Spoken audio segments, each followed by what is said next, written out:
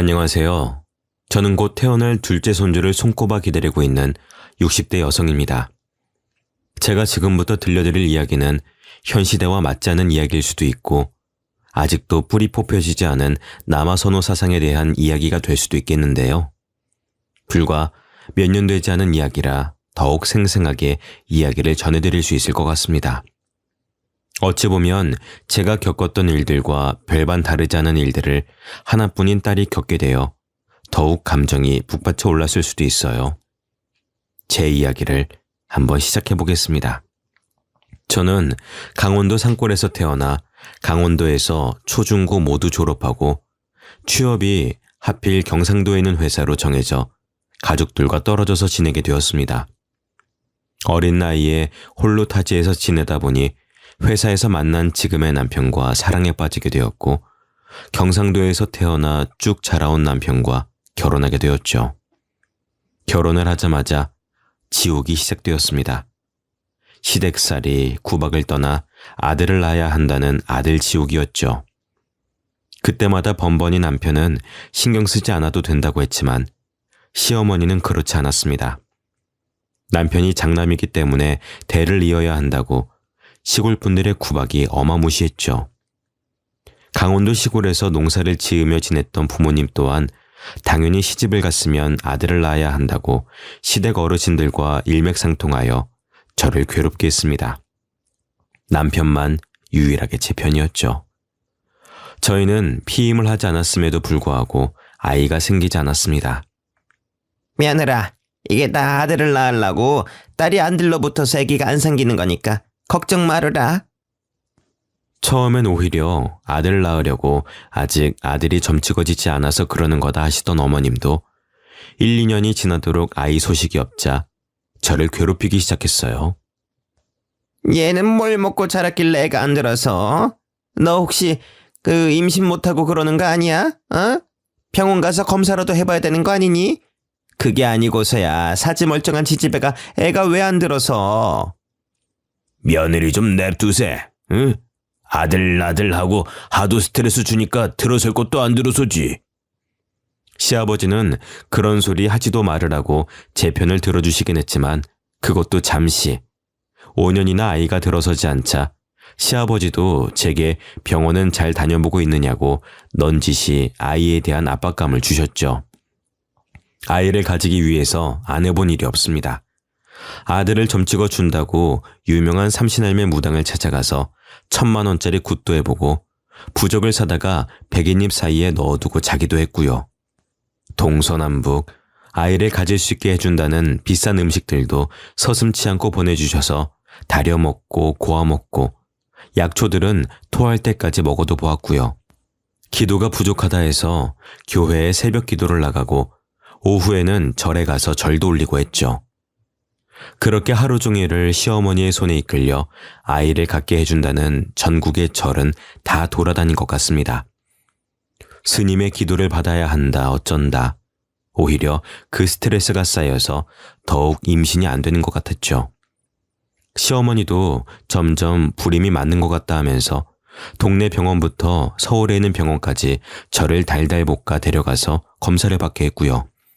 결과는 당연히 불임도 난임도 아니었죠. 그저 아이를 가지려고 스트레스를 너무 받지 마시고 때가 되면 다 찾아오게 되어 있으니 좋은 것만 생각하고 안정을 취하면서 자연 임신을 기다려봅시다. 보다 못한 남편이 자꾸 이런 식으로 하시면 아이고 나발이고 둘이서만 살겠다고 엄포를 놓는 바람에 놀란 시어머니께서 한동안 저에게 관심을 뚝 끊고 살았습니다. 관심을 끊은 지 3개월도 안 되어서 아이가 들어섰고요. 정말 꼬박 5년 만에 가진 아이였지요. 집안은 당연히 경사가 일어났습니다. 아들이 틀림없다 아가야. 우리 아들이 나한테도 며느라한테 연락하지 말라고 신신당부를 했지만서도 어찌 심의가 돼서 그럴 수 있겠니? 응? 내가 좋은 거 귀한 거 다 준비해둘 테니까 아가는 아들 낳는 생각만 하고 있어. 알지? 우리 집안 대가 끊기면 안 되는 집안인 거 꼭 아들 낳아야 한다. 꼭. 남편은 시댁에서 부르면 가지 말라고 했지만 시어머니가 부르는데 어떻게 안 가나요? 이게 아들 낳는 약이라더라. 딸도 아들로 바꿔준다더라. 정말 임신해서 좋다는 거는 다 먹어봤던 것 같습니다. 배가 점차 불러오고 아이 성별이 딸이라는 걸 알았을 때 저는 뒤통수를 세게 맞은 것 같은 기분이었죠. 딸이라서 너무 좋고 행복했는데 시어머니의 아들 타령에 죄스러운 느낌까지 들었거든요. 남편은 딸이라서 너무 좋다고 공주 옷도 사고 방은 핑크색으로 화사하게 꾸미자면서 제 손을 잡고 신나서 이야기를 하는데 제 표정만 점점 굳어갔습니다. 그걸 본 남편이 걱정하지 말아라. 만약 우리 엄마가 딸이라고 구박하고 등 돌리면 앞으로 시댁에서 찾아도 가지 말라고 아쉬운 게 누구겠냐면서 연락도 다 막아주고 감쌀 테니 아이 낳는 준비만 열심히 하자고 하더군요. 든든한 남편 덕에 오히려 기운이 났습니다. 당연히 시댁에서는 난리가 났고요. 딸을 가지다니 불경하다는 소리까지 들었습니다. 아들을 낳는 기도를 얼마나 열심히 드렸는데 그 마음에 진심이 없었으니까 딸을 가진 거라고 하면서 임신해 있는 내내 저게 아들이었어야 했는데 하면서 가슴을 치는 시어머니를 봐야 했죠. 남편은 자꾸 그런 식으로 나오면은 딸이고 아들이고 손주들 구경도 못하게 될 것이라 엄포를 놓았지만 시어머니는 계속 둘째는 아들을 낳아야 한다고 네가 우리 집 대를 끊을 생각이냐면서 저에게 구박을 엄청 주었습니다. 그러다 예상치 못하게 예정일보다 빠르게 진통이 왔고 아이를 낳으러 병원에 갔습니다. 하지만 엄청난 난산이었어요. 아이의 목에 탯줄이 감겨 있었고 아이는 이미 머리통이 빼꼼 나온 상태여서 급하게 응급수술을 했고 태반에 문제가 있어 피를 너무 많이 흘렸거든요. 수술 과정에서도 출혈이 잡히지 않았고 결국에 저는 자궁을 드러낼 수밖에 없었습니다. 생명이 위험했고 상황을 들은 남편은 어떻게든 살리기만 해달라고 자궁 적출에 동의했거든요. 저는 그렇게 꼬박 이틀 만에 정신을 차렸고 이틀 동안 아이에게 제대로 젖을 물리지 못해 우울했습니다. 하지만 그것도 잠시였죠. 딸을 낳았는데 자궁을 적출한 며느리가 예뻐 보일 리가 있겠습니까? 수술해서 입원을 길게 해야 되는 저에게 시어머니는 막말을 쏟아부었습니다. 네가 거기 그렇게 누워만 있으면은 우리 아들 밥은 누가 챙겨주니? 우리 아들이 아들 씨를 못 준 게 다 네가 제때 밥 안 챙겨주고 굶겨서 그런 거 아니야. 지한테 좋은 거 귀한 거 다 사다 먹였더니 홀라당 딸을 낳는 게 뭔 동네 자랑이라고 누워서 가만히 있어. 정말 비참하게도 시어머니는 여전히 아들을 못 낳은 저를 가만두질 않았습니다.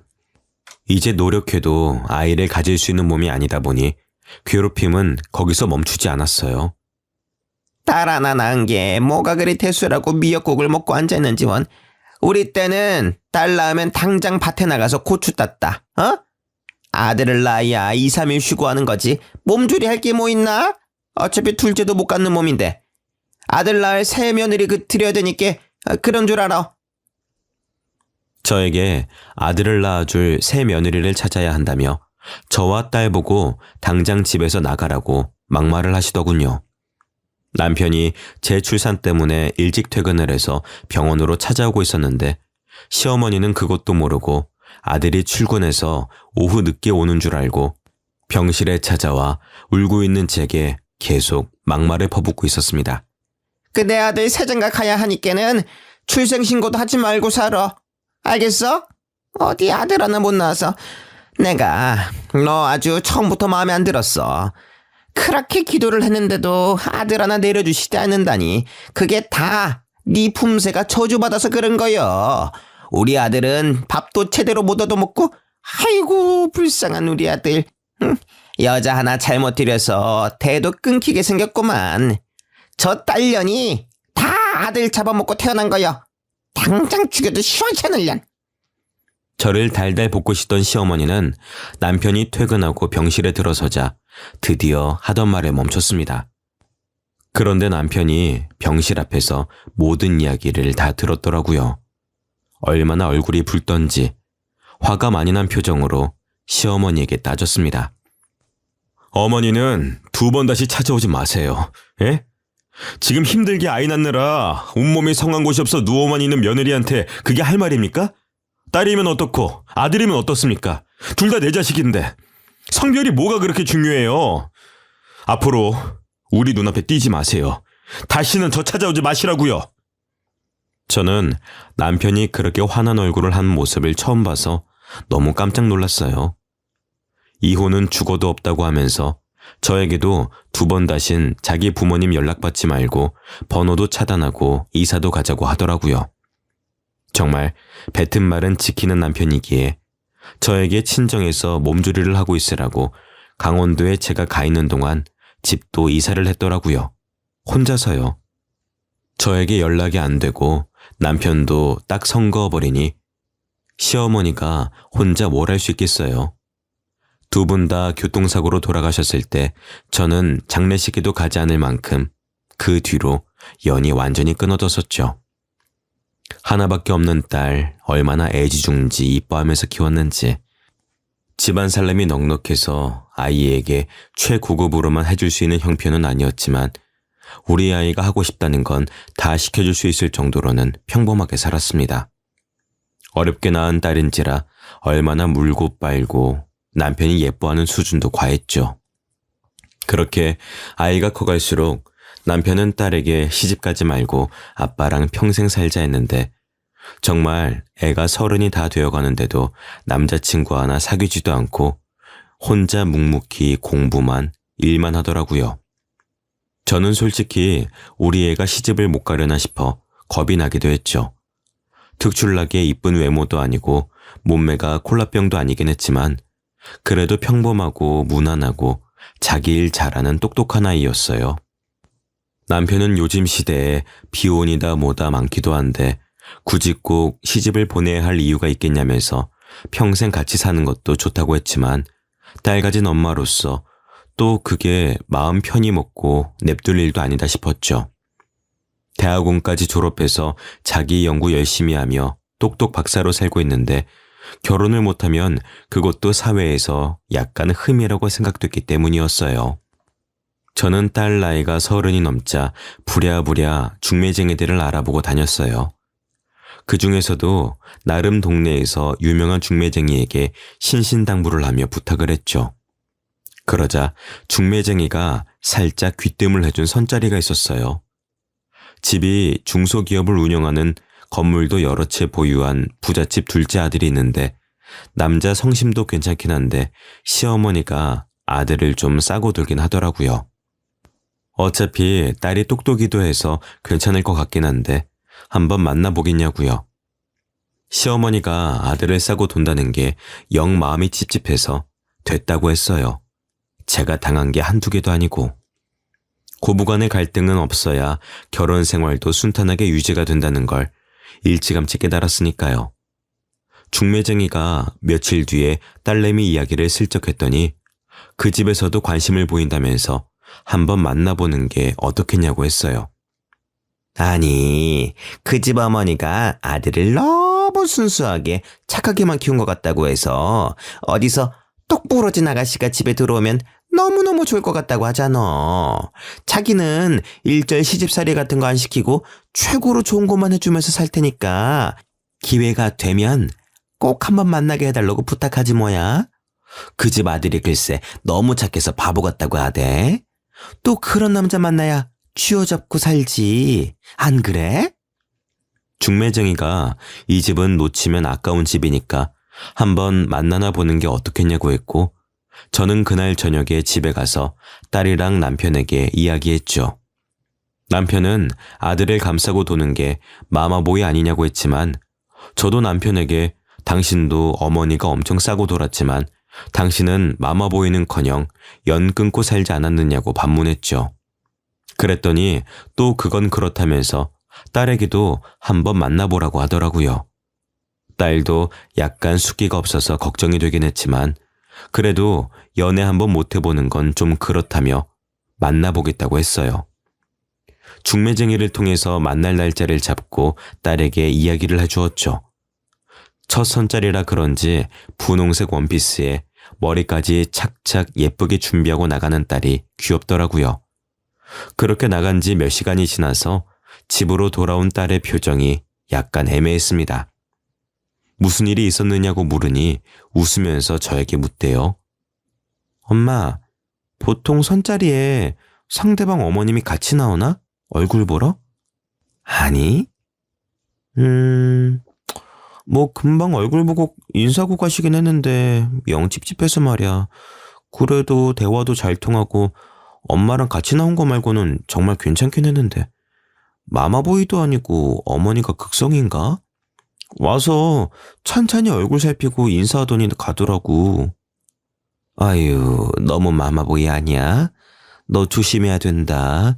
세상에는 말이야, 아직도 엄마 치마폭에 휘둘려서 엄마가 하라는 대로만 하는 성인 남자도 많단 말이다. 그런 남자 만나면 결혼 생활 많이 힘들다더라. 우리 딸은 그런 남자 절대 만나면 안 돼. 남편이랑 저랑은 딸이 연애 한 번 안 하고 일에만 몰두하길래 솔직히 다른 생각도 여러 번 했었거든요. 남자한테 아예 관심이 없는 건 아닐까 하면서요. 다행히 이번 선자리에서 본 남자가 마음에 든 것 같더라고요. 그래도 찝찝한 마음이 남아서 딸에게 그 엄마가 같이 나온 게 마음에 걸리니까 그냥 다른 선자리 알아보자 했어요. 딸도 그 부분이 좀 걸렸는지 알겠다고 하더군요. 그런데 그 이후로 중매쟁이도 그렇고 남자 쪽에서도 계속 딸에게 연락이 왔어요. 마음에 안 들었던 부분이 있었다면 고치도록 노력하겠다면서 우리 딸이 너무 마음에 들어서 그러니 몇 번만 더 만나고 그때 다시 결정해도 늦지 않는다면서요. 딸은 고민하다가 그래도 남자가 꽤 괜찮긴 했다고 만나보겠다고 했어요. 중매쟁이도 며느리 들어오면 건물도 해준다고 하고 애지중지 이뻐해주겠다고 신신당부를 했다면서 이런 집 어디 가도 없다고 부추겼죠. 딸은 두어 번 더 그 남자를 만났어요. 남자가 첫 만남에 엄마가 따라와서 많이 부담스럽지 않았느냐며 딸에게 미안하다고 연신 사과했다고 하더라고요. 본인이 집안 때문에 여자에게 당한 적도 많고 여자친구를 많이 사귀어 본 적 없어서 엄마가 많이 걱정하셔서 따라온 거라고요. 생각해보니 그 부분이 마이너스일 것 같다는 생각이 들어서 사과한다고 했다더군요. 딸은 그 진심이 보였다고 했어요. 그 이후에는 그쪽 부모님의 간섭이 전혀 없었고 남자와 대화도 잘 통하고 또 돈도 잘 쓰고 아까워하지 않는 모습이 마음에 든다고 했었고요. 딸이 그렇게 그 남자와 몇 번 데이트를 하더니 약간 곤란한 얼굴로 저와 남편에게 남자 쪽에서 우리 집에 인사를 오고 싶어 하는데 괜찮겠냐고 물어봤어요. 아니, 만난 지 몇 번이나 됐다고 벌써 집에 인사를 온다 그래? 정이야, 진짜 괜찮은 사람 맞아? 네가 남자 보는 눈이 있기를 해 연애를 많이 해보기로 했어. 아무래도 아빠 생각에는 영 별로다. 순진한 우리 정이 꼬셔다가 뭔 짓을 할지도 모르고 너무 서두르는 것도 수상하고 안 내켜. 딸은 원래 선자리가 그런 거 아니냐고 하더라고요. 선자리라는 게 어쨌든 결혼 적령기에 남녀가 결혼을 하려고 만나는 자리이기도 하니까 서두르는 것도 이해가 가긴 하더라고요. 그래서 집으로 초대를 했습니다. 부잣집 둘째 아들이라 식성이 어떨지도 모르고 조금 불편하긴 했지만 상다리가 휘어지게 음식을 차려냈죠. 남편과 둘이 열심히 차린 상이라 조금 긴장되는 마음도 들긴 했습니다. 안녕하세요. 처음 뵙겠습니다. 박상민입니다. 어서 와요. 차린 건 없지만 많이 먹어요. 아닙니다. 상다리가 부러질 것 같은데요. 저희 어머니께서도 갈비찜을 참 잘하시는데 정희 씨 어머님은 훨씬 더 잘하십니다. 아유, 어머님 들으시면 서운하겠다. 저희 어머니께서 이런 걸로 서운해 하시진 않으실 거예요. 맛있게 먹겠습니다. 서글서글하니 생긴 것도 훤칠하게 잘생겨서 마음에 들긴 했습니다. 확실히 마마보이 같은 모습도 보이지 않더군요. 그냥 어머니를 잘 챙기는 서글한 아들 같은 느낌이었어요. 남편은 당연히 딸과 잘 지내는 모습이 탐탁치 않아 보였겠지요. 그 어릴 때부터 품에 안고 한 번도 남에게 넘겨주지 않았던 딸이니까요. 생긴 건 잘생겼는데 말하는 거나 뭐나 행동이 침착해 보이진 않는다면서 저에게 은근슬쩍 반대의 의사를 비치길래 저 정도면 훌륭하지 않느냐고 저도 말했어요. 누구를 데려와도 성에 안 찰 게 분명해서 그냥 정의가 좋다고 하면 놔두자고 했지요. 남자를 보내고 나서 딸에게 물어보았지요. 그래서 정희 너는 어쩌고 싶니? 저는 괜찮은 사람 같아요. 어차피 결혼을 전제로 한 선짜리였고 저에게는 공주님 대접을 해줘요. 그래도 만난 지 10번도 안 된 거 아니야? 그 정도는 됐을걸요? 오늘 보니 어떠세요? 어른들에게도 예의 바르고 괜찮죠? 그래. 처음에 뭐 엄마랑 같이 나왔다고 해서 영 자기 앞가림 못하는 놈일까봐 걱정됐는데 아니더라. 남편은 고작 30밖에 안 됐는데 결혼한다는 게 어불성설 같다고 했지만 그 남자를 한 번 더 보자고 했어요. 이번에는 밖에서 대접하고 싶다는 말에 불러주는 식당으로 갔더니 의리의리한 일식당집 룸을 예약했더라고요. 부잣집 아들이라더니 정말 고급진 느낌이 나는 식당이었죠. 딸에게 슬쩍 물어보니 매번 데이트할 때마다 이런 집들만 다녔다고 하대요. 우리 딸이 좋은 거 먹고 좋은 거 보고 그러면 당연히 제 기분도 좋아지죠. 그날 저녁을 함께 하면서 박상민이라는 남자는 저와 남편에게 딸과 결혼하고 싶다는 의사를 강력하게 피력하더군요. 이미 신혼집으로 점 찍어둔 집이 있다면서 혼수는 따로 준비하실 필요 없다고 본인이 가전이며 가구며 최고급으로 다 준비할 테니 정희는 몸만 오면 된다고요. 신혼집도 일부러 위치를 저희 집과 예비사돈댁 가운데로 잡았다면서 한강이 보이는 한강뷰 아파트라고 하대요. 상견례도 빠르면 빠를수록 좋다고 대신 결혼식은 우리가 원하는 대로 맞추겠다고 하더군요. 스몰 웨딩이 하고 싶으면 스몰 웨딩으로, 거대하게 하고 싶으면 5성급 호텔 결혼식장에서 하겠다고요. 대신 본인 집안이 사업을 하기 때문에 따로 축의금 없는 결혼식으로 진행하고 싶다고 했습니다. 그렇게 번갯불에 콩 구워 먹듯 만나서 상견례를 했습니다. 안녕하세요. 우리 청이 못 본 사이에 더 예뻐졌네. 응? 감사합니다. 오시느라 불편한 건 없으셨어요? 말도 어쩜 이렇게 이쁘게 하는지. 그렇지 여보? 훈훈한 분위기로 시작된 식사 자리는 꽤 괜찮았어요. 마마보이가 맞는지 아닌지 유심히 보던 남편이 몇 번 마음에 안 드는 기침 소리를 내긴 했지만 제가 봤을 땐 별 문제가 있어 보이진 않았어요. 생선구이에 살을 발라준다던가 이 반찬도 먹어봐라 저 반찬도 먹어봐라 하는 건 저도 정희에게 해주는 부분이니까요. 의외로 바깥사돈 될 분이 말없이 묵묵하게 식사에 집중하는 모습을 보면서 사업하시는 분이라 조금 무섭게 봤는데 별말 없으셔서 안심이 되었죠. 결혼식은 축의금 없이 반반으로 진행하고 사업하는 집이시니 격식에 맞춰 크게 하자고 정희가 이야기하더라고요. 아무래도 사업하는 곳에서 모양새 떨어지면 안 되니까요.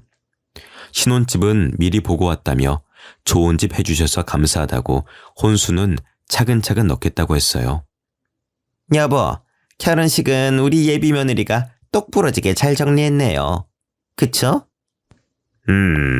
그래도 결혼식 비용이 만만치 않으니 아무래도 손님이 많은 우리 쪽에서 부담하는 걸로 하시는 게 좋을 것 같습니다. 사돈 어르신.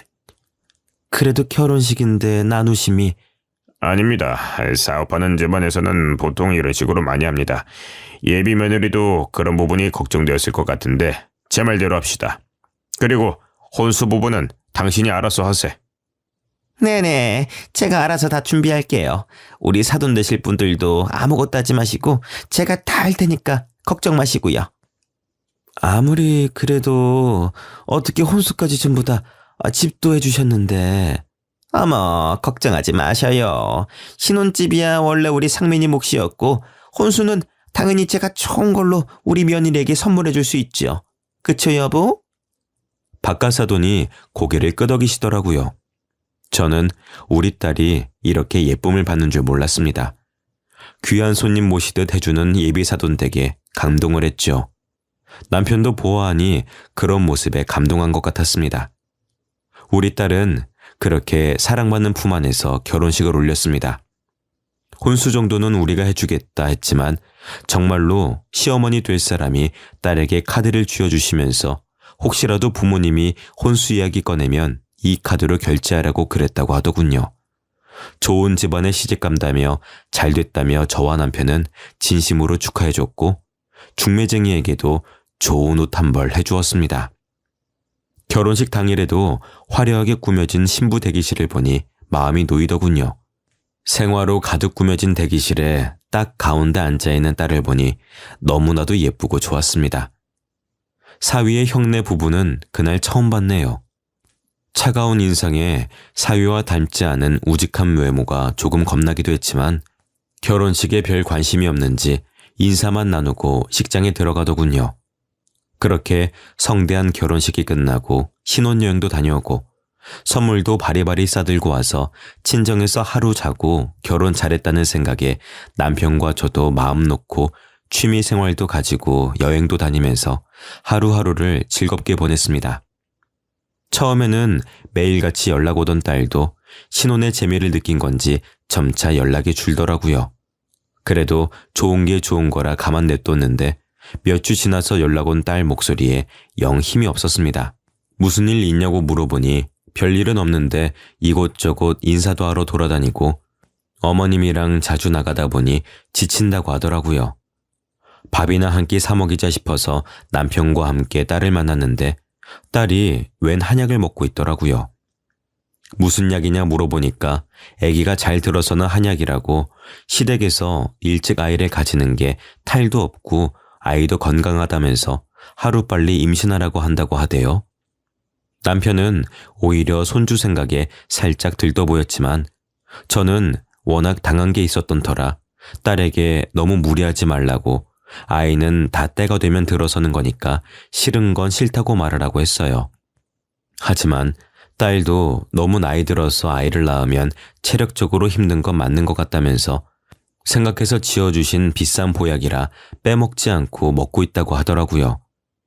그렇게 또 한 주가 흐르고 딸이랑 백화점이나 갈까 싶어 전화를 해보니 부산에 와 있다고 하더라고요. 부산? 거기까지는 무슨 일로 갔어? 박서방이랑 여행이라도 간 거야? 신혼 좋으네. 아니야 엄마. 나 지금 시어머니랑 절에 기도하러 왔어. 아이가 들어서는 기도라나 뭐라나. 무릎 아프고 허리도 아프긴 한데 시어머니가 꼭 기도를 드려야 건강하게 아이가 들어선다고 그러셔서. 뭐라고? 아니 아이는 알아서 때 되면 생기는 거지. 당장 안써 좀 바꿔봐. 내가 왜 우리 딸 스트레스 주냐고 한마디라도 해야지. 난 또 사위랑 알콩달콩 여행이라도 간 줄 알았더니. 딸에게 성질을 부리며 안사돈을 바꾸라고 하니 옆에 있던 안사돈이 전화를 받더라고요.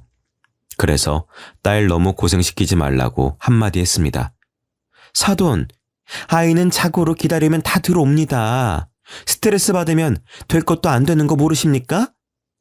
다 알죠. 그냥 해볼 수 있는 건 다 해보는 거죠. 1, 2년만 더 지나도 노산에 검사할 게 한두 개가 아닌데 우리 첫째 며느리 보니까 30 훌쩍 넘겨 애 낳으니 보통 힘든 게 아니더이다. 아이도 빨리 낳아야 우리 바깥 양반도 사업체도 물려주고 우리도 노후 즐기면서 살 수 있지 않겠나요, 사돈어른? 통화를 하다 보니 우리 시어머니처럼 아들 타령도 아니고 다 우리 딸 정의를 걱정해서 하는 말 같아 저도 다짜고짜 화를 낸 게 조금 죄송하더군요. 서로 오해를 잘 풀고 통화를 끝냈습니다. 딸이 스트레스 받지 않게만 잘 해달라 하니 전국의 산의 진미는 다 먹으면서 스트레스 받지 않게 노력하고 있으니 좀 더 지켜봐달라고 하대요. 알겠습니다 하고 끊었어요. 딸이 보고 싶어 간간히 데이트하자고 연락해도 딸이 늘 바빠 직장도 그만뒀으면서 뭐가 그리 바쁘냐 물어보니 시어머니가 운동도 해야 몸이 튼튼해져서 아이가 잘생긴다고 했다며 요가, 필라테스 이런 데를 VIP권으로 끊어줬다고 합디다. 그래서 1:1 개인 레슨도 받고 한다고요. 꼬박꼬박 한약 먹는 것도 체크하신다고 딸이 조금 힘들어하길래 천천히 아이를 낳고 싶으면 시댁에 잘 말해보라 했어요. 그러니 거절하기 어렵게 좋은 것만 해준다고 힘없이 말하더라고요. 제가 결국은 다시 안사돈에게 전화를 걸어 잘 설명했습니다. 그랬더니 또 똑같은 소리를 하더군요. 본인들은 늙어서 후계자가 필요하고 일찌감치 준비를 해야 기업도 줄줄이 일 게 아니냐고요. 저는 결혼식장에서 봤던 첫째 아들이 생각나서 사위에게 형이 있지 않느냐고 형님네가 물려받는 게 아니냐고 물어보니 갑자기 안사돈 목소리가 커지면서 저에게 버럭 화를 내더라고요. 아니 무슨 소리를 하시는 거예요? 우리 상민이가 당연히 물려받을 기업인데 첫째가 뭐가 잘나서 기업을 물려받는다는 그런 소리를 해서 부정타게 해요? 우리 상민이가 물려받을 거예요. 그런 소리 하지도 입에 올리지도 마세요. 아시겠어요? 저는 그 말에 조금 찝찝했어요. 첫째가 있는데 굳이 둘째에게 물려줘야 하는 건 뭐며 내가 첫째 이야기를 했다고 사돈이 부정탄다는 말은 또 뭘까 싶었어요. 결국 그 노력을 한 지 1년 만에 딸에게 새 생명이 찾아왔습니다. 딸이 임신했다는 소리에 한달음 달려가 뭐 먹고 싶은 건 없느냐, 몸이 불편하진 않느냐 했더니 괜찮다고 행복에 젖어 있더군요. 아무래도 몸보신은 제대로 시켜줘야 할 것 같아서 입덧은 없느냐, 뭐 좀 해다가 갖다 줄까 하니 됐다고 하길래 서운했습니다. 임신한 딸이 보고 싶어서 집으로 찾아가겠다고 하니 오지 말라고 하더군요. 알고 보니 시어머니께서 임신 소식을 알린 이후 집에 아예 짐 싸들고 눌러앉았다고 했어요. 저는 덜컥 겁이 났죠. 고부간의 갈등이 아무리 없었더라도 같이 사는 건 말이 다르니까요. 내가 가서 쫓아내줄까 하고 물어보니 스트레스도 안 주고 먹고 싶은 거 사고 싶은 거 다 사주시는데 엄마 오면 괜히 좀 서로 불편한 상황이 될 것 같다고 밖에서 보자고 하더라고요. 너무너무 섭섭했지만 이미 시집간 딸인데 어쩌냐며 남편도 우리끼리 재미나게 지내자고 했어요. 그렇게 10달이 꼬박 지나고 예정일보다 조금 이르게 진통이 왔다는 소식에 병원으로 달려가니 저와 비슷하게 아이가 아무리 힘을 줘도 안 나온다고 하대요. 하루가 지나도 나온다는 소식은 없고 딸아이 얼굴은 점차 지쳐가는 게 보이고 저는 수술이라도 시키자고 했어요. 제가 힘들게 딸을 낳아서 그런지 못 보겠더라고요. 근데 사위가 절대 안 된다고 하더군요. 수술해서 낳는 것보다 자연분만이 훨씬 아이에게 좋다고요. 저는 그거 다 옛날 말이다. 저렇게 아파하는데 당연히 수술해야 된다면서 계속 말했지만 결국 이틀을 꼬박 앓고 딸은 손주를 낳았습니다. 뽀얗고 어여쁜 딸이었어요. 박서방, 어여쁜 딸일세. 아휴, 저 신생아실 안에서 울고 있는 것 봐. 아이고, 우리 정이가 아이를 낳다니. 죄송하지만 저는 출근해야 해서 가보겠습니다. 딸아이가 세상 밖으로 나와 울고 있는데 출근해야 된다고 사라지는 사위를 보면서 얼마나 황당했는지요. 옆에 지키고 있던 안사돈도 어느새 보니까 사라지고 없더군요. 거기서 일찌감치 알아보고 이혼을 시켰어야 했는데 아직도 그게 후회로 남습니다. 세상에 이렇게나 어이가 없을 수 없었지만 일단 딸아이가 오랜 시간 진통을 겪었고 뼈 마디마디가 아프다는 말에 제가 옆에서 몸조리를 3일간 도와주었죠. 병원에서 퇴원하는 날도 바쁘다는 사위의 말에 저와 남편이 직접 예약해 두었다는 조리원으로 딸을 데려다 주었습니다. 그래도 사돈 어른이 예약해준 조리원이라 그런지 궁전처럼 으리으리하대요. 앞에 내려주고 들어가는 딸의 뒷모습을 보면서 저희도 집으로 돌아왔죠. 아무리 조리원 음식이 잘 나온다 해도 엄마 손맛만큼 좋으려나 싶어서 가서 미역국만 전해주고 올 생각에 바리바리 한솥을 끓여 조리원 앞으로 갔죠. 앞에 안내해 주시는 분께 이정희 산모라는 분께 좀 전해주세요 하고 미역국을 전하는데 갸우뚱하더라고요. 이정이라는 산모님은 안 계시는데 그때 조리원 오신 지 이틀 만에 퇴소하셨어요. 무슨 착오가 있는 거 아니에요? 여기 3주 예약했다고 했는데. 네, 맞아요. 처음에 3주 예약하셨는데 다음날 바로 어머님이 찾아와서 당장 퇴소하겠다고 난리를 치셔서 혹시 관계가 어떻게 되시는지요? 제가 친정어머니예요. 그때 그분이 시어머니신가? 아무튼 직접 예약해 주셨던 분이 와서 이걸 말해도 될지 모르겠는데 아들도 못 낳은 게 무슨 호사를 누리냐면서 당장 환불해달라고 난동 부리셨거든요. 저희 조리원이 환불도 안 되고 그냥 몸조리 편하게 하고 가시라고 했는데 절대 안 된다고, 딸 낳아놓고 쉬는 건 말이 안 된다고. 아무튼 저희 원장님도 저런 사람 처음 본다면서 소동 없이 그냥 환불해주라고 하셔서 보내드렸거든요. 저는 거기서 완전 뒤통수를 맞은 것 마냥 얼얼하게 굳었습니다. 그간 딸에게 좋은 거다 하고 먹인 모든 게 전부 아들 낳는 약재였나 싶었어요. 제가 그렇게 당해본 사람이라 단박에 느낌이 왔을 때 한 소리 크게 했어야 했는데 딸에게 비싸고 좋은 것만 준다고 하니 그 말만 철석같이 믿었던 게 아니겠습니까? 저는 미역국을 들고 딸네 집으로 바로 찾아갔어요. 안 싸더니 짐까지 싸들고 들어왔다고 하는데 얼마나 그동안 우리 딸이 속이 상했을까 싶었죠. 집 앞에 도착해서 딸이 사용하는 비밀번호를 누르고 들어가니 역정내는 소리가 들리더라고요. 나 몰래 너네 엄마 만나고 오고 그런 거 아니야? 내가 뭐라 그랬어? 너네 엄마도 딸밖에 못 낳아서 아들 없으니까 부정 탄다고 내가 만나지 말라고 그랬지? 임신해 있는 그동안을 못 참아서 일을 이렇게 그르쳐? 어떻게 아들 낳는 약에 기도에 부적에 안 쓴 게 없는데 딸을 낳아? 이게 다 네 몸이 잘못돼서 그런 거 아니야? 어머님, 성별은 제가 정하는 게 아니라 남편이 정하는 거잖아요. 어마어마어마, 이거 말하는 것 좀 봐. 네가 정확하게 아들 정자를 골라서 받았어야 했을 거 아니야.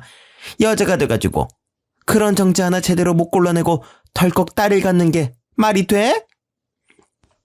저는 더 이상 듣지 못하겠어서 달려가 안싸돈의 팔을 확 잡아챘죠. 지금 우리 귀한 딸한테 무슨 소리를 하시는 겁니까, 사돈? 비밀번호도 알아요? 이거 봐. 내가 그렇게 아들 낳아야 된다고 부정 타는 거 만나지도 말랬더니 내가 와서 감시를 하면 뭐해? 내가 모르는 사이에 이렇게 왔다 갔다 하면서 다 만나고 있었네. 내가 그렇게까지 아들 낳아야 된다고 마음가짐 바로 먹고 노력하라고 했는데도 그 말을 안 들어서? 아니, 지엄이 만나는 게 어떻게 부정 타는 일입니까? 사돈댁, 말은 바로 합시다. 아들 낳아봤어요? 우리 집은 아들이 중요하단 말입니다. 첫째네 집에도 딸만 둘이라고요. 우리 아들이 아들 낳아야 된다고, 아들. 아무튼 그런 줄 알고 둘째는 무조건 아들 낳아야 되니까 사돈댁도 그런 줄 알고 협조하세요. 알겠어요? 이만 가볼 테니. 예, 둘째 임신하면 연락하거라. 사돈댁이 그렇게 사라지고 나서 딸은 우는 아이를 그제서야 달래더라고요. 딸도 눈물 범벅이 되어 제 맘이 찌르르 울리더라고요. 사위가 올 때까지 끓여온 미역국도 먹이고 대신 손녀딸도 안아주고 좀 자두라고 했어요. 사위가 퇴근하고 오자마자 삿대질을 하면서 쏘아대니 사위가 그러더군요. 저도 저희 엄마가 그러는 걸 막을 수가 없어요. 엄마가 시켜서 정희한테 해줄 거 다 해줬는데 정희가 엄마 말을 안 들어서 이사달이 난 걸 어떻게 해요? 무슨 말을 할 때마다 계속 우리 엄마가 하더라고요. 딸은 우울증 걸린 사람처럼 엉엉 울기만 하고 그때라도 짐 싸들고 우리 딸을 데리고 왔어야 했는데 알고 보니 그동안 운동을 시킨 것도 약을 지어준 것도 모두 그놈의 아들 때문에 시킨 거였더라고요. 저에게는 교묘하게 딸이든 아들이든 상관없이 손주만 낳으면 되는 것처럼 하더니 딸에게는 아들을 낳으라고 강요했던 것이었습니다. 제 시어머니가 그랬듯 딸에게도 똑같은 시어머니 귀신이 붙었나 싶어서 혹시 기도하러 간 것도 부적도 무슨 삼신할매 귀신이 어쩌고 저쩌고 했느냐 하니까 맞다고 하대요. 그 무당은 올해도 해먹나 봅니다. 오죽하면 밤에 잠자리 할 때 어떤 자세로 하면 아들을 낳을 수 있다고 하면서 잠자리 자세까지도 일일이 코치를 했다고 하니 우리 딸이 그동안 어떻게 버텼을지 속이 터져나갈 것 같았습니다. 아니 박서방, 자네는 형도 있으면서 왜 자네가 가업을 이어야 한다고 저러시나? 아, 그게 저희 형이랑 저랑 엄마가 달라서 그래요. 아니, 그건 또 무슨 소리야?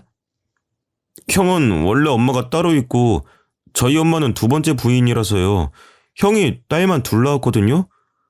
그래서 우리 엄마가 제가 아들 있으면 아빠가 저희한테 가업 줄 거라고 저희 아빠도 꽤나 아들 하시거든요. 우리 엄마가 딸 낳았으면은 후처로 못 들어가고 쫓겨났을 거랬어요.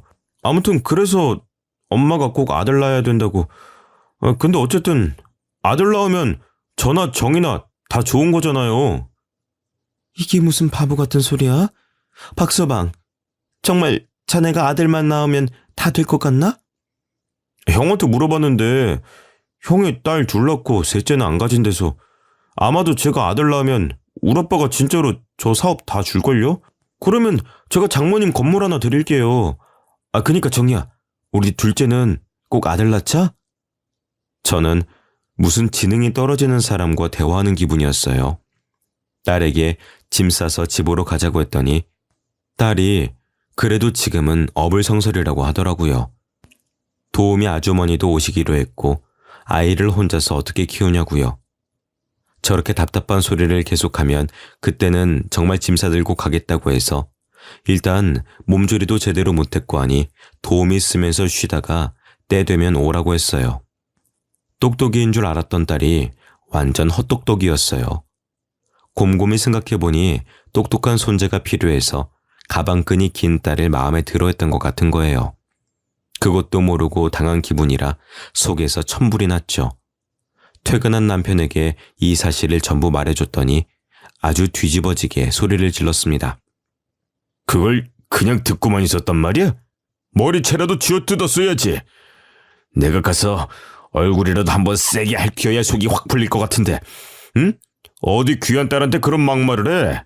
아니, 아들이면 어떻고 딸이면 어때?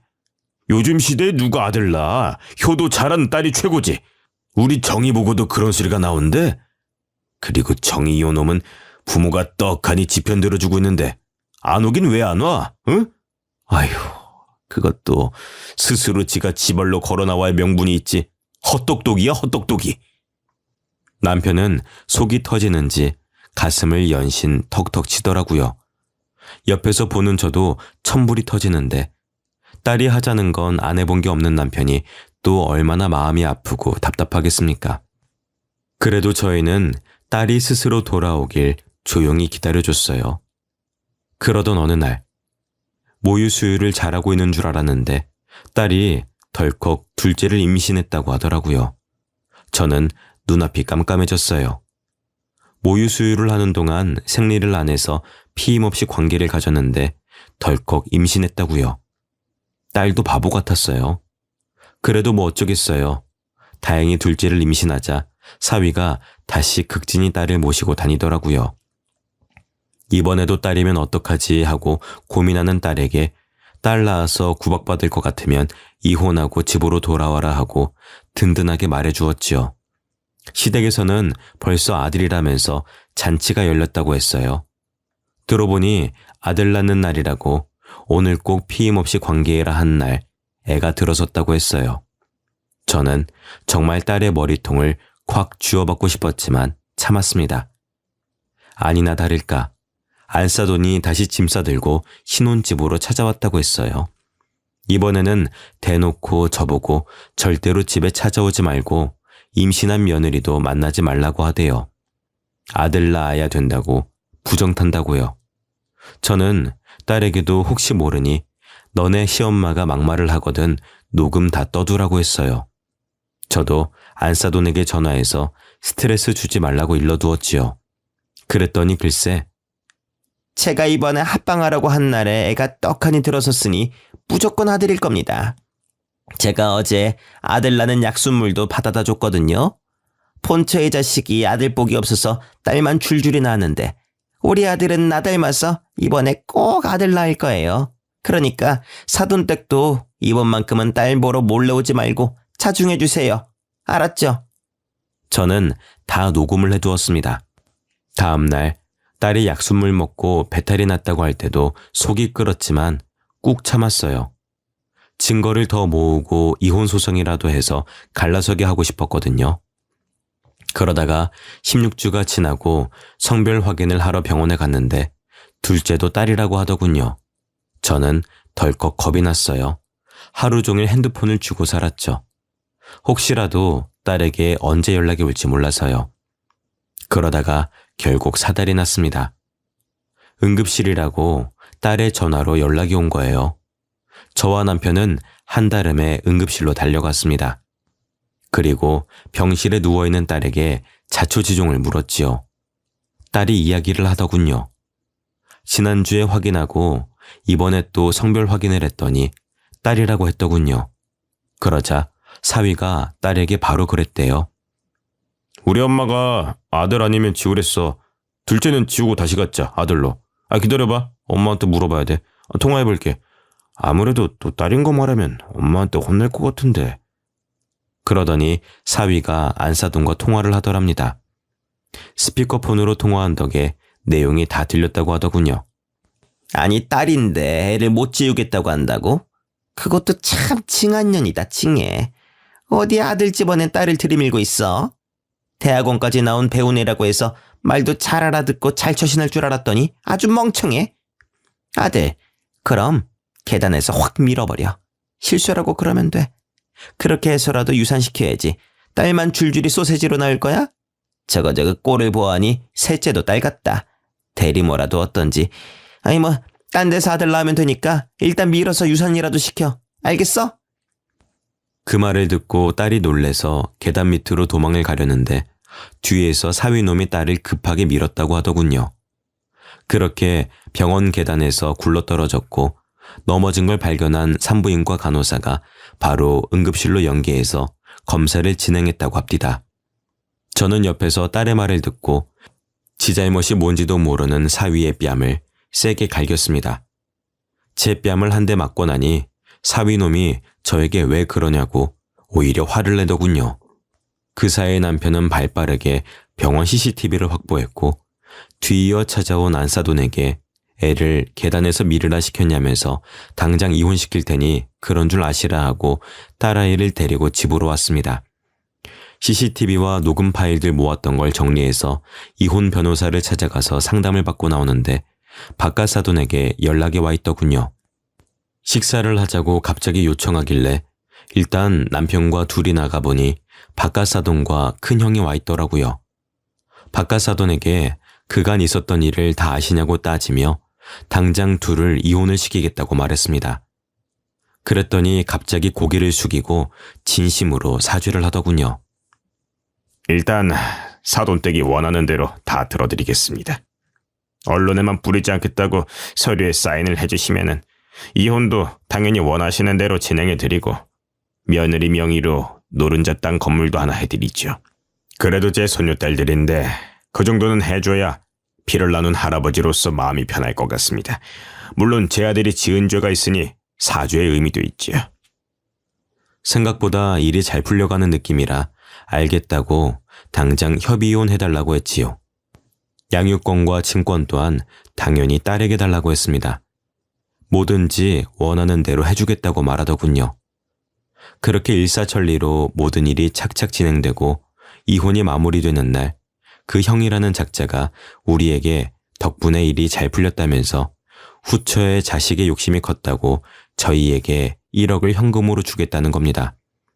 저희는 찝찝하고 싫다고 거절했으나 몸조리도 제대로 시켜주고 조카나 다름없는 선물이라고 생각하고 받아달라고 하더라고요.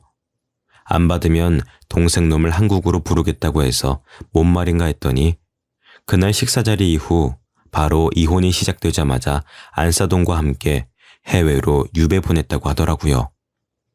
그래서 그냥 1억을 받기로 했습니다. 1억을 가지고 지금은 둘째 막달이라 태교 열심히 하면서 아이 낳는 데만 신경 쓸 수 있도록 저와 남편이 극진히 딸아이를 살피고 있고요. 첫째는 좋은 도우미 분과 함께 육아하면서 잘 키우고 있습니다.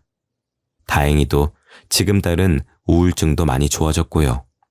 둘째를 기다리며 하루하루를 행복한 생각만 하면서 보내고 있습니다. 지금까지 저의 이야기를 들어주셔서 감사합니다.